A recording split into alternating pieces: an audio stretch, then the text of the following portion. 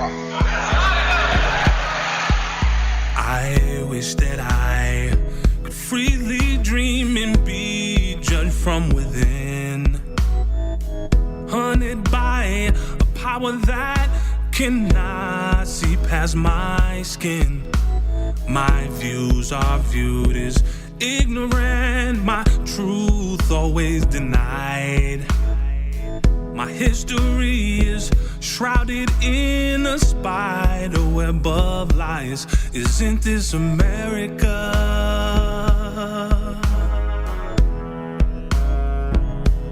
Or is this America all a lie? Of the freedom of speech, somewhere I read. Of the freedom of press, somewhere I read that the greatness of America is the right to protest far right. How can I pledge allegiance to a country built on lies? Or raise my children to believe they're equal in its eyes? My leaders are assassinated for speaking their mind. So justice never tilts my way. I thought that she was blind. Isn't this America?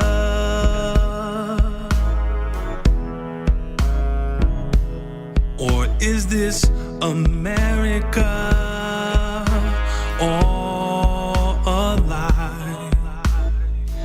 Well, I don't know what will happen now. We've got some difficult days ahead. But it really doesn't matter with me now, because I've been to the mountaintop. I am Denise Tapina-Reed, co-host of At the Round Table with MAMLEO, a Massachusetts Association Minority Law Enforcement Officers Incorporated broadcast, and we greatly appreciate our sponsors. John B. Cruz Construction Company, 1 John Elliott Square, Roxbury, Massachusetts, third generation, family owned, founded in... Good morning. Welcome back to At the Round Table with MAMLEO. I'm your host, Larry Ellison. In studio this morning, I want to thank the Money Store for our sponsor, the Money Store, for sponsoring the broadcast. Also, for all your mortgage needs, give branch manager Cora Holbrook a call at area code 508-345-4726. 508-345-4726 is the number. Like I said, give branch manager Cora Holbrook a call. Also, want to remind folks today at MAMLEO at 12 o'clock, like I said, there's another community meeting on this recent demotion of Deputy Superintendent Eddie Crispin. It still hasn't been answered definitively as to why that took place. So I said that's from 12 to 3 today at MAMLEO headquarters at 61 Columbia Road. Also today, taking place, Promoting Conflict Resolution, Inc. presents Harmony by the Shore, celebrating diversity and inclusion with the LGBTQ plus community. That's today, Saturday, July 20th, from 2024, from 12 p.m. to 5 p.m. Come and join us, music, food, and fun together at the Teenan Beach, 25 Conley Street, Dorchester, Mass. Again, today from 12 to p.m. And I think on the line is the executive director of the Conflict Resolution, Inc., Renee Cowley. Renee, thank you for taking a few minutes this morning to tell our listening audience why this is taking place and the importance of this for you and the organization. Renee? Well, thank you for having me. Welcome back, I should say. It's been a while. Yes. So the importance of Harmony by the Shore, and we're celebrating diversity and inclusion with the LGBT plus community, is because of the fact that we know a lot of our young people are identifying as something other than, and we don't want to pigeonhole and say anything out of order about anybody's preferences. Yeah.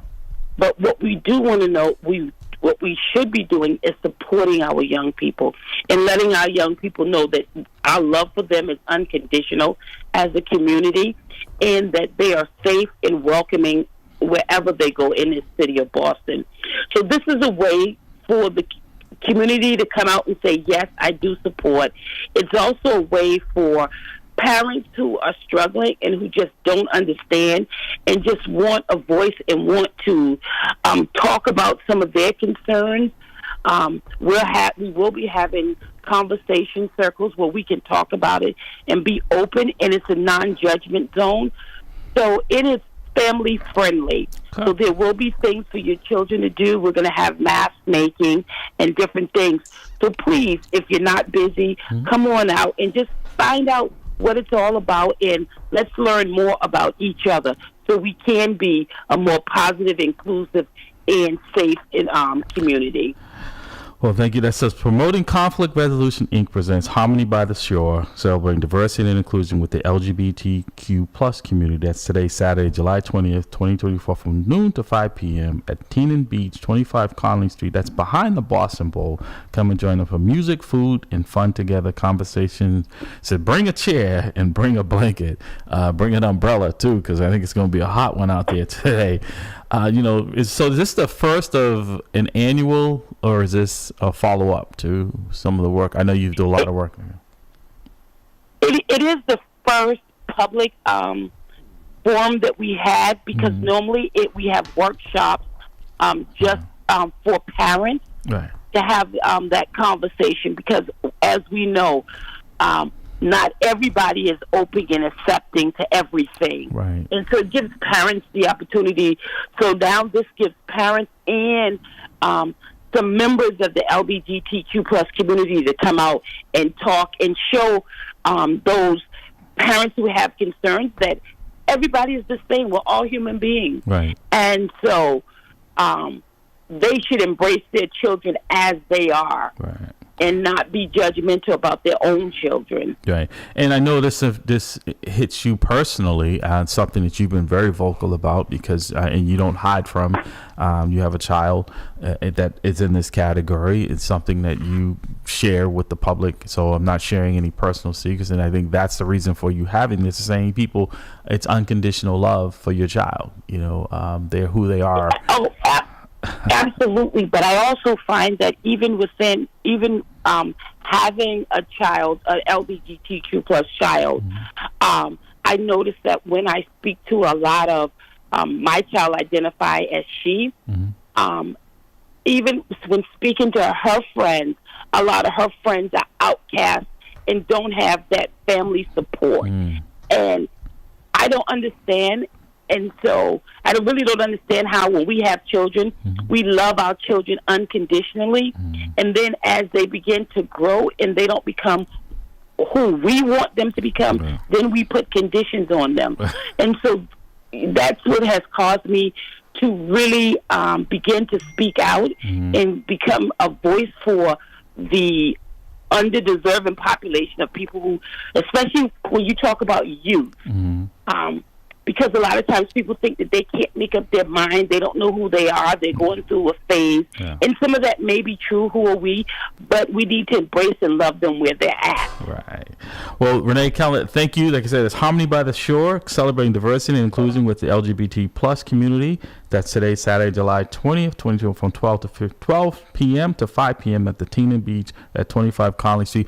I will be joining you after the broadcast, have you guys set up, and then I have to dash over to MAMLEO for a minute and try to do some speed dating between the two today. So I will be coming out to offer some manual labor this morning once I finish up the broadcast here. So thank you for calling in. Just wanted folks to be aware of the event today and come out and support it, whatever side you're on, and shouldn't be taking sides. I'm saying come out and support this worthwhile effort. Renee Calder, Executive Director, Promoting Conflict Resolution, and my sister, I thank you so much for calling in this morning. Thank you very much. All right, now see you soon. Well, we have had the pleasure in person. Folks, for folks who know, listen, I think there is who says sound travels, right? Sound travels. Dan Walker is in studio with us this morning from Sound Travels. Has popped in. Unexpected pleasure. Good morning, sir. Good morning. Well, you said I have an open invitation, and so listen, I thought I would test that theory. Absolutely, and it's listen. Now I know where you got the name for your broadcast with Sound Travels. I understand. So let me start off by saying good morning. Good morning. You don't do intros? Okay. Okay. I did. That was it. That was it. I won't sound, because I usually I'm set up for it, and that wasn't on the script. So So Okay. So I wanted to say that I did some research on something you and I talked about, Yeah. and it appears that you are correct. The vice president does not have the power to delay an official count Right. on an election. He doesn't have it.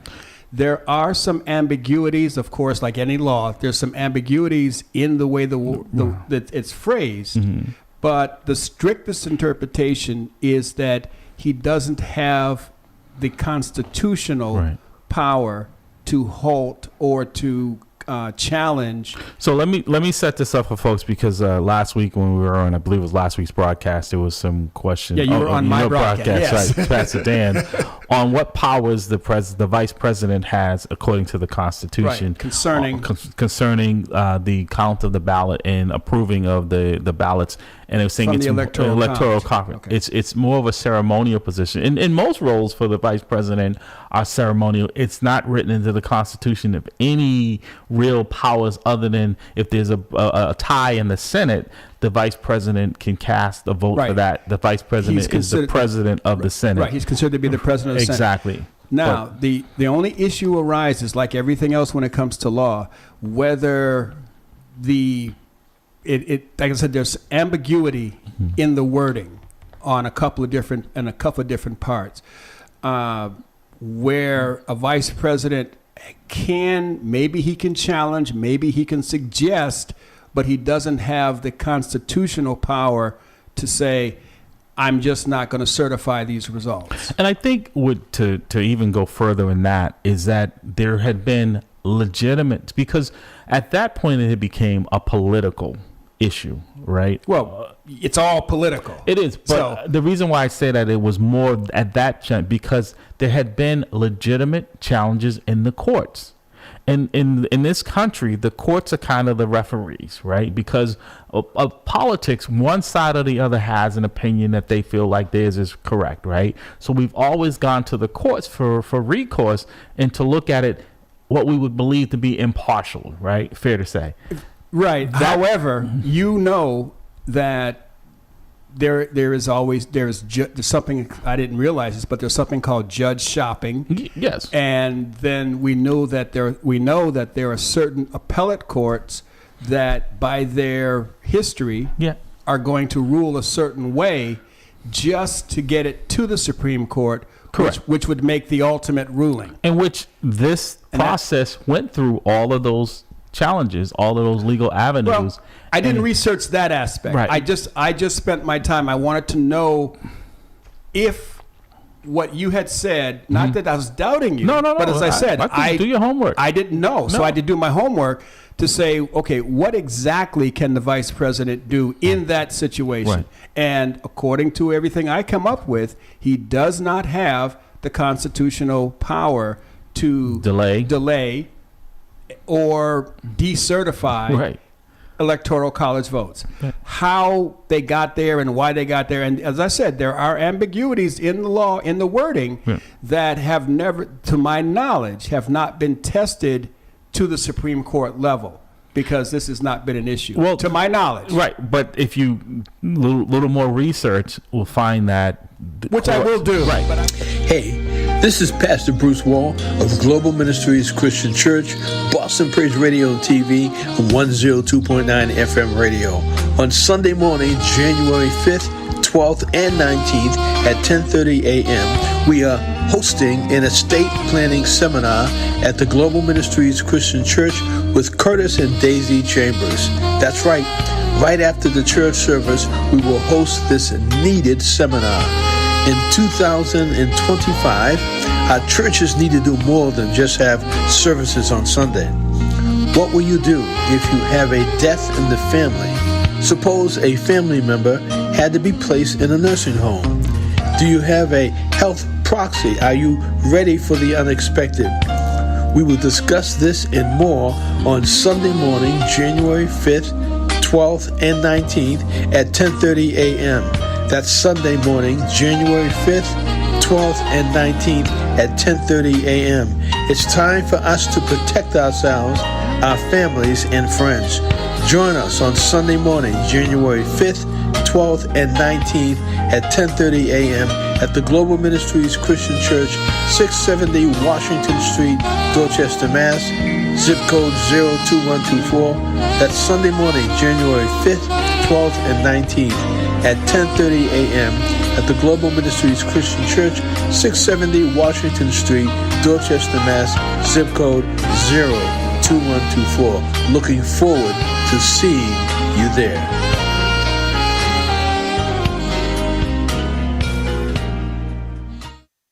Because I knew I was going to see you today. Right. I wanted to say to you. No, I appreciate that. It appears that I was wrong. Well, I was in my assumption. No. But that's what we're here to try to come to where we're looking at things from facts and not from emotion. Which is exactly where I live. Country, right? And in this country, that's where we are now. We take things on face value sometimes, or if we get our news or opinions from a certain, we're not open to anything other. So I appreciate the fact that you say, you know what, let me go and redo this independently. I'm not saying they're not being truthful, but let me research it myself, and I can come up to a conclusion that I'm comfortable with, and I can say for certainty that I'm comfortable with this, because the courts has said, and it was over 60 cases in which every time this was brought before them, they were saying that there is nothing to this. This is a nothing burger, that everything had been done correctly as far as the ballots and these votes, and that and even Mike Pence, because if there was something that he could do as vice president constitutionally to delay this, I think he would have at least delayed it to allow this to be. But everything had been looked into. There was nothing else to see. The only thing that was left to do was to certify these vote ballots, these electoral ballots. And as I said, at this point in time, it appears that he acted the way constitutionally, the way he had to act, and it's okay. Right. And so I want to, because now that we're talking about the vice president, I want to dive into a little bit more the vice president's role, because I think a lot of people don't understand that unless something happens to the president, the vice president is really just that prom, that date that is waiting by the phone, hoping that someone calls because somebody else got sick and couldn't go to the prom. A lot of their roles are ceremonial. There have been vice presidents who have acted more "quote unquote" presidentially. Yes, and there have been vice presidents who are exactly what you said. Okay, you're the president. Sit home waiting for the call. You're the vice president. I'm going to send you as an ambassador to Tanzania, and you're going to represent us at this affair or that affair, because that's also a part of the vice president's job to represent. But it is, for the most part, a ceremonial position, which is why he doesn't get voted on. He gets chosen. Right. However, we all know that there are situations where presidents have placed vice presidents in positions of actual power, and they have failed miserably. Right. Right. But the framers of the Constitution limited the role of the vice president when it comes to any official. Right, deliberately, because they did not want a situation where a vice president says, okay, I can now ascend to the role of president by underscoring or by manipulation of the president's power. Right. So yes, the framers of the Constitution, in some respects, did some things that were absolutely amazing in terms of keeping this country alive to where we are. At the same time, left enough, I'll use the word ambiguity again because I had to pay for it, left enough ambiguity in the different positions so that we can grow with it. The Constitution itself is, in fact, a living, breathing document that can be changed as necessary. Right. There are things that should not ever have been challenged because they shouldn't have been happening. Well, this is why I advocate very vigorously of why civics should be taught in our schools again. Not only should civics be taught in our school, I'm so happy, he said, switching it to something I like, the Bible. I am so happy that a court has ruled that a school must teach the Bible. Not only can, but must teach the Bible. And I think that we should teach all of the Bible. We teach the Quran, teach the Vadba. Oh my goodness, I can't never say it right. The Vadbagitas, the documents concerning Karmu. Right. I think we should teach all of it. Well, get it out there. Well, here's where I push back on that. You teach it, but it should not be required that if folks don't agree with it, like we have people who are atheists who have no religion whatsoever, and that's a choice. I would beg to differ. I think atheists have the most important religion there ever was. And that's only because I love Pastor Hobbs, because when I say things like that, because in order to be an atheist, your faith has to be way more than my faith, because you have to truly believe in your core that all of this is completely random. Well, that's what I'm saying is that as an atheist, I don't think people should be forced into a religion if that's not their choosing. Again, I'm not saying teach the Bible from the point of view of but you're saying that you're glad that I think that's my guest calling him. So you're saying that people should, the courts have said that religion should be taught in schools. There are a lot of people who don't want. I don't want religion taught in school. Let's be clear. Okay. I do not want religion taught in school, but I do want the oracles or the passages. I want the Quran to be taught. Okay. I want the Bible to be taught. I want all of these different things taught, but teach them as literature. Okay. Good morning, caller. Welcome to At the Round Table and as Sound Travels with Dan Walker this morning here. I get second billing. We're combining it. We're combining the two. Unexpected. Good morning, caller. Welcome to the Round Table. So it's Brother Jamal. I'm back. All right. The Bible being taught in schools is a real sticky wicket for a number of reasons. So first of all, who's going to teach it and what is their approach? Because I can guarantee you, Mr. Crawford's class learning about the Bible would be very different, I'm sure, from Pastor Dan's class, right? Mm-hmm. So the Bible itself, funny that he brought up all those other books of wisdom that I'll call them, right? But the Bible, out of all of them, has the most controversial background and origins, right? Yeah. We know about books that have been taken out the Bible. We know about the Council of Nicaea. We know about, King James and all of this type of stuff. So the Bible has a very controversial history where most of the other books of wisdom are more close to the pure original. Right. But the Bible has been edited, re-edited, put together, taken out of a chronological order. It's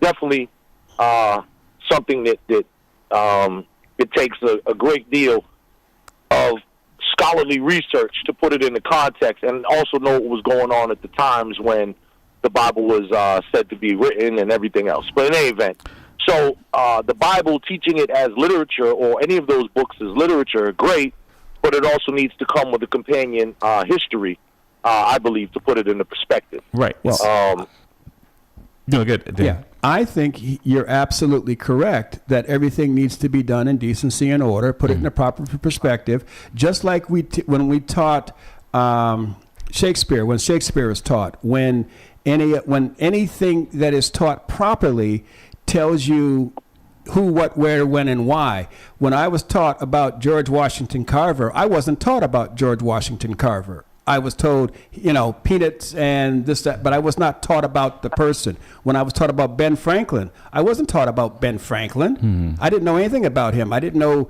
his proclivities. I didn't know his dalliances. I didn't know any of that stuff. All I know is he flew a kite in he flew a kite in the storm and he has electricity. So I am in complete agreement with teaching everything in its proper context and let the chips fall where they may. Right, but how do you do that in one now with schools, for instance, like my mom was going to pay for me to go to, because of the busing issue, right? She was going to sacrifice and send me to Catholic school. And the reason she didn't is because the religious component, that's not something that we were raised in our house to be Catholic. So and you must, if you attend a Catholic school, you must practice and have that as part of the curriculum. As part of the curriculum, right. You have their rituals. Right. And again, we have to let people be smart about this. Make your decisions. Right. I'm saying it should be out there and taught. Now, but how do you do that in in a public school Yeah. setting. Just hear me out for a second. How do you do that in a public school setting when there's a limited amount of time in the day for instruction? And if I've got all of these different religions, how do you choose which ones? Because you're saying include all of them. How do you do this in the school? Well, the same way my goodness, this is actually the easiest part of it. Okay. Yeah, I was in trade school from the 6th grade all the way to my graduation. So every year I took a different trade. Every semester I took a different trade: metal shop, woodworking, electricity, mechanical drawing, and ultimately electronics. Yeah. I did that every semester. I had a different course. You do the same thing with the different books. The Quran in one semester, the Bible in another semester, and add the Bhagavad Gita in another semester. All of them. But how do you get all? You say all of them. There are so many. How do you pick which ones that Dan gets compared to which ones that Larry gets, to which ones that Pastor Hobbs gets, which ones Jamal gets? I know if every semester, yeah. But I'm saying is that I'm not getting an understanding of all of them. If I come in and I only get those 4, and now I'm moving on. Well, let's face it. How do you pick a language to teach? You teach Spanish, you teach English. I never learned when I was growing up. The only foreign language I was required to take was French. Right. Even though French wasn't even the most popular. Obviously, Spanish would have been more helpful to me than French. Right, so but it's the same. To me, it's the same. It's not a straw man to me. Well, I think, this is why I disagree, because there's no way you can get to all of them, right? No. And so then I, as a parent, if it's my children, or as an adult, it's for me, decide which church I want to go into on Correct. Sunday.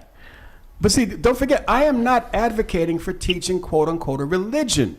I'm advocating teaching the book as literature. This is what the book says right now, and then do the same with the Quran. So if I live in Florida and they're deciding which books I can read in states where, and I'm saying in states where it's not across the board, right? How do you do that if it's not going to be? You're not going to fix every. Oh my goodness! I don't want to say prejudice. You're not going to fix every unfair thing. Mm-hmm. But right now, what I'm advocating for is it to get out there. Mm-hmm. Somebody start doing it. Yeah. Like everything else, we learn. As I said, I don't mechanical draw. As a matter of fact, my mechanical drawing teacher and I came to an agreement that I was never going to be able to mechanical draw.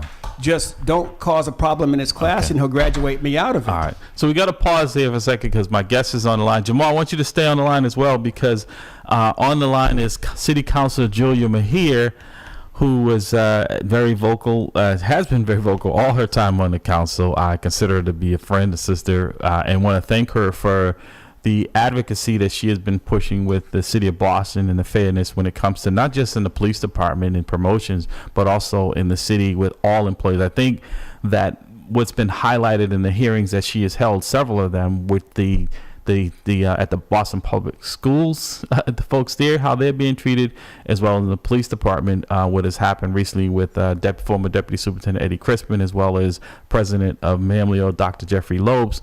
And I think she's getting a better view of that, and then hearing some of the verbiage that has come from our police commissioner as to, we're not applying ourselves and that we can only serve one master. So, Counselor, first, I want to thank you for all you are doing and continue to do, not just for us, but also I want to thank you for holding us accountable. When we need to be held accountable, you're not afraid, but when we need to be supported, you have shown that you can do both at the same time. There is no conflict. There is no, I hate the police. It's accountability, and I understand the difference. So welcome back to At the Round Table. It's been a while. City Councilor at Large, Julia Mejia, good morning. Good morning. And Larry, I'm not sure if you can hear me because I couldn't hear you that well. Okay. So before we get started, can you just confirm that you can hear me okay? I can hear you quite well, and I'm sorry you didn't hear what I had to say about you, because it was very encouraging and very thankful and gracious of what you've been doing to help this process for city workers in general. Can you hear me?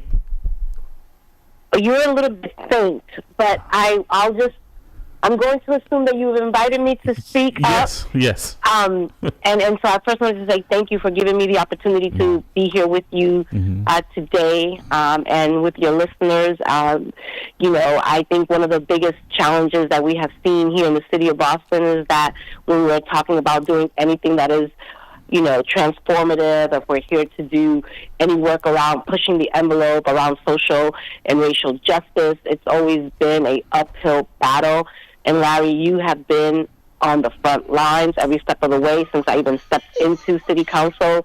You have always been the leading voice alongside with my good friend, Mr. Van Zant, who also has helped educate me alongside with Jeff MAMLEO, Jeff Lopes from MAMLEO. Just everyone has been such a thoughtful partner. And a lot of the work that we've been doing on the council has been alongside in partnership with you all, is around the hiring, firing, and promotional practices of officers of color, because we know that when it comes to the way things happen, it's all about politics, and it's all about who you know, and it's all about the matter of convenience, right? And so a lot of our officers of color have gotten the short end of the stick. And so a few years ago, I worked alongside Jeff and MAMLEO to create the Fair Chance Act, which really looked at nepotism and favoritism in promotional practices. Unfortunately, that particular act,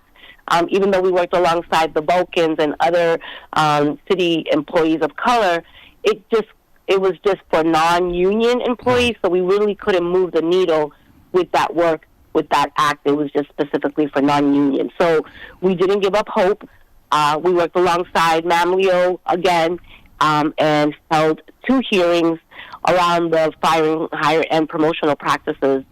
And we did a deeper dive last year. We went all in and worked alongside BPS administrators and educators to amplify the issue as a citywide situation. And then most recently, under your leadership, Larry, we hosted another hearing where we had Commissioner Cox come in and talk about, the whole idea of like pausing the promotional exam so that we can give officers of color a fair chance at getting promoted. But during that time, and during his time on the hearing with us, we were really taken back by Commissioner Cox's posture around the issue, and I'm so disheartened to hear and see what has happened since in regards to Eddie Crispin and the whole idea of demoting him, right? At a time when we already saw Jeff Lopes get taken out off of his opportunity. And it's hard to say, I'm going to say it because that's just what I do, is a lot of folks who were afraid to speak up during our public hearings was because they were afraid of retaliation, right? Right. And this has set the bad precedent in terms of like what has happened to Jeff, what has happened to Eddie, and what has happened to other officers of color. Is at the moment that you speak up or even call people in, you're going to put yourself on the line for this sort of behavior. And I think that as a city councilor at large, I have been incredibly active from hosting hearings and filing ordinances and hosting, press conferences and utilizing our platform. We hope that our collaboration can lead to some sort of justice. But as I said at the meeting that we had earlier this week, is that, there's a level of accountability and transparency that we can pull on as a community, and it's going to take all of us to do this work. No, and thank you for that. Can you hear me now? A little bit, but okay. I have to put my phone really close to the thing. But so, again, thank you for all. Hey, this is Pastor Bruce Wall of Global Ministries Christian Church, Boston Praise Radio and TV, 102.9 FM radio. On Sunday morning, January 5th, 12th, and 19th at 10:30 a.m., we are hosting an estate planning seminar at the Global Ministries Christian Church with Curtis and Daisy Chambers. That's right. Right after the church service, we will host this needed seminar. In 2025, our churches need to do more than just have services on Sunday. What will you do if you have a death in the family Suppose a family member had to be placed in a nursing home.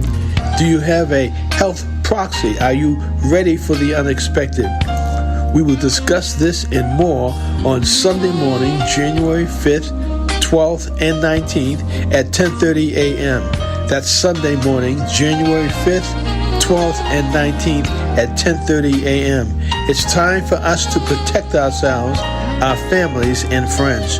Join us on Sunday morning, January 5th, 12th, and 19th at 10:30 a.m. at the Global Ministries Christian Church, 670 Washington Street, Dorchester, Mass., zip code 02124. That's Sunday morning, January 5th, 12th, and 19th at 10:30 a.m. at the Global Ministries Christian Church, 670 Washington Street, Dorchester, Mass., zip code 02124. Looking forward to seeing you there.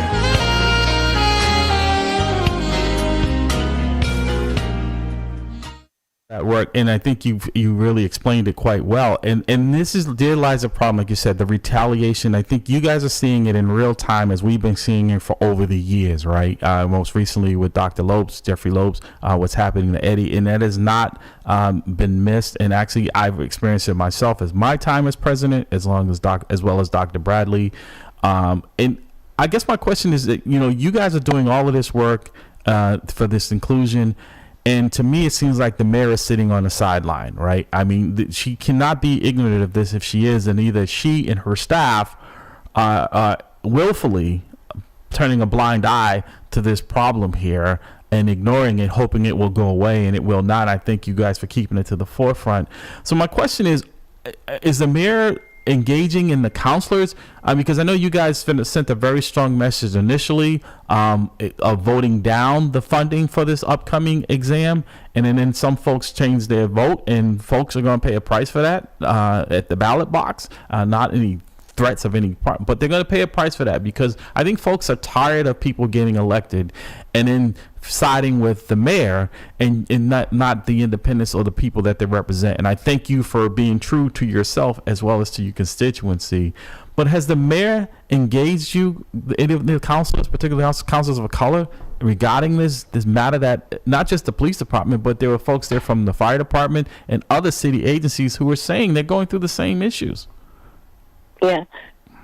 So Larry, I think that if anyone who has been following me, they know that I am always all about being on the side of where the people are at. Yeah. And I think that takes a lot of political courage, and will oftentimes to speak truth to power. And I think that for me, we are at a very crucial moment in terms of restoring trust with government. And I think that the mayor has an opportunity to really seize this moment and to say, I see you and I hear you. And I think that that's the level of leadership that a lot of folks, particularly communities of color, are asking for. Our office was able to successfully stop the move for the John D. O'Brien, but it took community. It took a hearing, it took a resolution, it took a press conference, it took a lot of community pressure to change her mind, right? But here's another situation, yet again, when it's communities of color hooting and hollering, right, around something that is, incredibly important to them.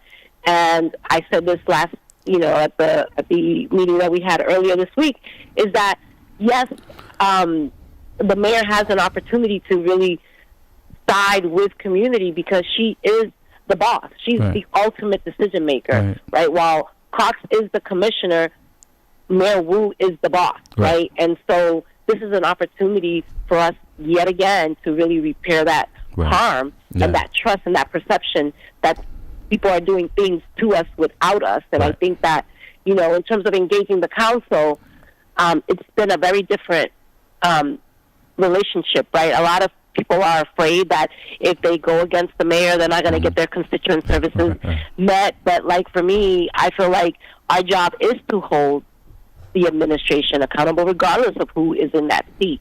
We're supposed to be the checks and balances, not a rubber stamp. And I think what is happening, is that I think that sometimes politics gets in the way of progress. And I feel, I'm concerned about, the way we have been moving or not moving. And I think that if we're really serious about meeting this moment, then we have to be unapologetic about fighting for the issues that community has elected us to do. And I always say, whether I have this seat or not, I don't need the title to do the work. Right. I love my job, and I'm so grateful that I get to fight for my community. But it is not easy when you're fighting, right? And oftentimes the people who you think will be in line with you, and supporting you. Sometimes we don't have enough people that come out to speak out, and sometimes we just don't have the will in the chamber to get things to the finish line. Right. Council, stand by for a second if you don't mind. We'll take a few minutes more of your time. We have some calls in line, but I think it's something you said was really relevant to me was the mayor when she was running for election, and she said the reason why she was doing it because she felt like she wasn't being heard and ignored in her time in the council. And it's ironic that now she is in a role to hear people, she is ignoring them. Jamal, stand by for a second. I want to bring this other call in, and I'm going to get to you. Good morning, caller. Welcome to the round table, and City Councilor Mahir on the line. Hello? Yes, can you hear us? Good morning. Yeah, I have a question for the counselor. And my question is, for almost 20 years, T. Michael Thomas has put a lot of blood, sweat, and tears into his People's Academy, which, don't get me wrong, it's a good program. I met the man. He's a good dude. So how come you, along with other city councilors, the other three ones, and the one representing the district, John Fitzgerald, isn't giving the man the resources, the tangibles he needs to keep his program going so he can help the community to find a better a better lifestyle for the middle class? Because let's face it, college isn't for everybody. So what are you doing to give the man what he needs? Huh? Okay. Let her, give her an opportunity to answer if she wants to answer that. We're talking about something. Yeah, no, I'm here for all of it, right? So first of all, we have to make sure that when we're going to call in with some facts because as someone who sits on the Neighborhood Jobs Trust Fund, I fiercely advocated for T. Michael to have his funding reinstated. There were some issues that occurred as a result of the second round, but I know that I was a fierce advocate. I also reached out to Shagun and other folks in the mayor's cabinet to help support T. Michael. And then I think it's also really important for us to recognize is that the city councilors, our job is to advocate on the budget, but we can't dictate where those dollars go to, number one. And number two, at the end of the day, this work is not, it's not just within the city council. This is something that also that the mayor, right, because the mayor is the one who sets the budget and the priorities, has to play a role in it. So I think it's really important for us to be mindful of the work that happens sometimes often behind the scenes that you don't see. And in fact, I've been to Michael T's place of work, and I have seen the amazing impact that he's making. So I think it's really important for us to understand that government is not going to be the end-all and be-all of all of the ways in which funding comes through. There are a lot of private foundations that Michael needs to start exploring because at the end of the day, the political will's also a lot about it is the politics, right? There's some stuff around the union that I know that people have had some issues with. So I think that Michael could really benefit from having a conversation with a lot of these folks and figuring out what is a viable pathway that includes a number of different levers that he can pull, not just the city government. I think that the state can play a role, and they also do earmarks, and I also know on the federal level they have earmarks as well. So I think that not all hope is lost, but I think it's really important for people to see who have been the voices championing for him publicly, and on the record, and to that supporting his work. Right, I think you explained that. And to that point, caller, in the council recently, we were advocating, and several members of the council initially, they in both times removed funding that was not needed for this upcoming police exam, almost $2 million, that could have been allocated to other things that are in more need.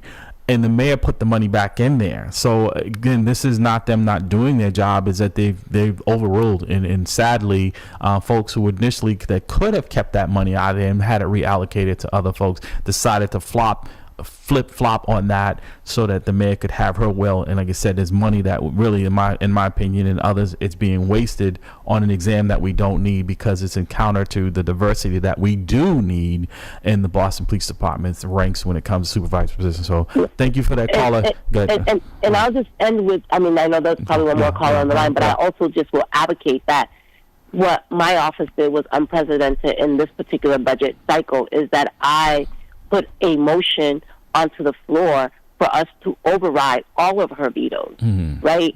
And we would have walked away with $15 million, right? But because we lost votes, we only were able to override $8 million, right? So you got to say that's half. Right. So, and we were there until almost 1 o'clock in the morning, right? So you want to talk about doing work, you can watch that tape and you can see us working for the people and fighting for the things that you all put us in office to do. No, I know, like I said, we have to do our part. It's not just down there. I know Ben Weber has been a huge addition to the city council because he has had a front row seat in the shenanigans of how people of color have been treated, and he's been out there with the lawsuits for us prior to his coming onto the council. So thank you, caller. Hey, Jamal, you still there?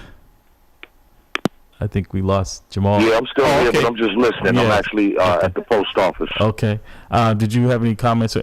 So, Counselor, I want to get your take on Jamal's presentation the other night at the hearing, the OPAT hearing, in which there were no dashboards and that has not been operational since its conception. That has to be a concern to the council. I mean, it was a concern to me. I didn't know it was that bad. Yeah. It was bad. And so, first of all, I just want to, I'm happy to hear that Jamal's on this call because he has been one of the biggest voices when it comes to reform in the city of Boston. And it was under his leadership alongside, Tasha Sullivan and other folks in Boston that really got OPAT to come to life, right? And my office alongside Councilor Campbell then, and I know you worked on establishing OPAT, and I'm just as dismayed at the lack of progress around specific things. One is that we don't have the DEI, the diversity committee in place. We don't have real dashboard, and I'm also really taken back by the fact that a lot of the work that we were doing was to create more accountability and transparency, and that is where we're falling the most short in, right? And I think that there is an opportunity to repair. We have a new executive director who has some experience as, in this space, so I'm hopeful that things will change, but I don't think things are going to change unless we really push that change so, in the urgent ways that we need right now. So before Jamal jumps in, I think what also stuck out to me is that people were pushing against Eddie Crispin being on the Post Commission, right, which is an independent body. It stuck out to me that the one case that had been brought in the history since OPAT's inception is that was overturned by Commissioner Cox. So that showed there's no independence of that agency. That's right. That's right. That should be concerning. That's right. And I think that is where the opportunity lies. And Jamal, I like to work with you all to figure out what amendments we need to make. Just because something is already set doesn't necessarily mean it needs to stay that way. I've audited 4 pieces of legislation that I recently passed just because I wanted to see if we were meeting the moment. I think this particular OPAT is another piece of legislation that needs to be audited, and it needs to be amended to meet, to make sure that we are doing the work that we need to do, and what changes do we need to make it stronger. So I think, Jamal, under your leadership and others, I think we have an opportunity to do some of that work together. Jamal, you want to weigh in before I know we're going to let the councilor go before you. Did we lose him, Jamal? I think he's at the post office. Oh, okay. So Councilor, again, any closing remarks? I want to thank you first for taking this time, and thank you for the work that you continue to do on our behalf. And you have my commitment to support of what you're doing, not just in this effort, because this affects all of us, and I tell you, we can't be selfish and say, well, let's just put our issue out there.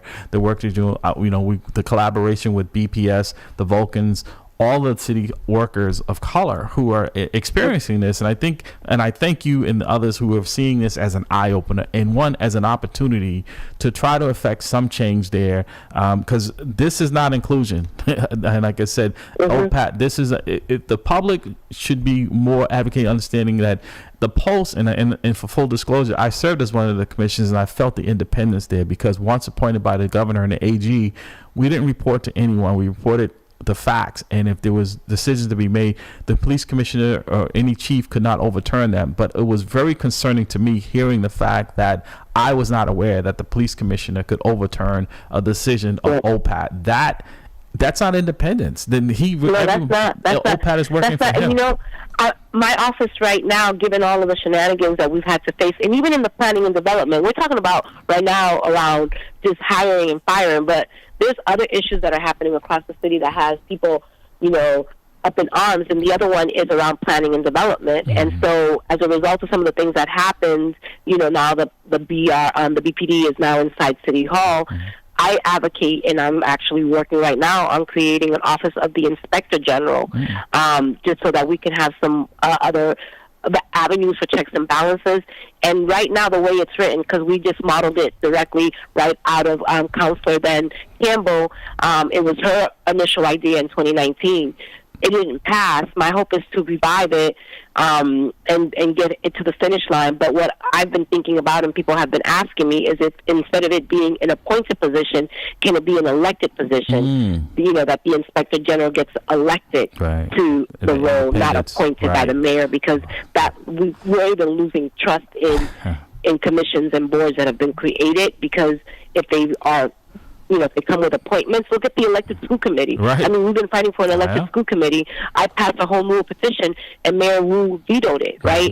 So anything that gives us voice, I feel like we are being oppressed right now in ways that we want to amplify, but there's so many things that prevent us from doing that work. And the last thing that I'll say, and you know me, I'll just keep it 100 all the time, is that I am very concerned about the fact that Mayor Wu appointed a previous staffer to be on the appointed school committee in the Boston, for the Boston Public Schools. And I'm also a little bit concerned about the fact that she has 3 staffers that are now on the Boston City Council. So she is occupying power in all spaces and places that prevents us from doing the work that needs to get done. And that needs to also be addressed and looked at, because I don't think that is real transparency. City Councilor Mejia, you have my support in exposing this, and like I said, not just because I'm retired, because I've always voiced my voice just like you have, but I have more time now to help work with you and those who want to work for real change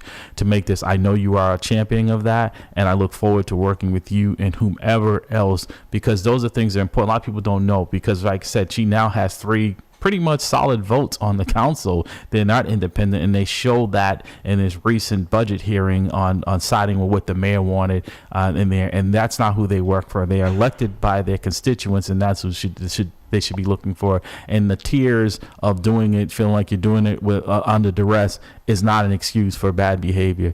City Councilor Julia Mejia, thank you so much. I look forward to seeing you. And like I said, if you have some time next week, I'd love to continue this conversation with you and seeing how I personally can help with these efforts, because we have an election cycle coming up. You have my support in getting you back in and making sure you stay. People like you and Ben Weber and Worrell and others who are out there advocating for what's right, not what's popular, what's right. And that takes courage, and we appreciate that and wish you nothing but the best. Thank you. We can't give up hope. That's all we got. So let's keep hope alive. Let's keep working. All right. That's right. Thank you, Councilor. Appreciate you. Enjoy the rest of your day. Thank you. Thank you. City Councilor Lodge, Julia Mejia, a champion out there for folks. Like I said, people have their differences, but like I said, she's really shown that she is up for the task. Good. Larry, I'm back. Yeah, I just wanted to interject on this. What really concerns me is, because you can't prevent who's in the room, right? Because it's an open room, right? But what concerns me more so is who they keep out the room. Right. Meaning, now we have conversations about issues or subjects, and the people who are guiding the conversations or look to it as the forefront of those conversations are people who have never really had a history of being involved with the thing that they're talking about. So, for instance, police reform.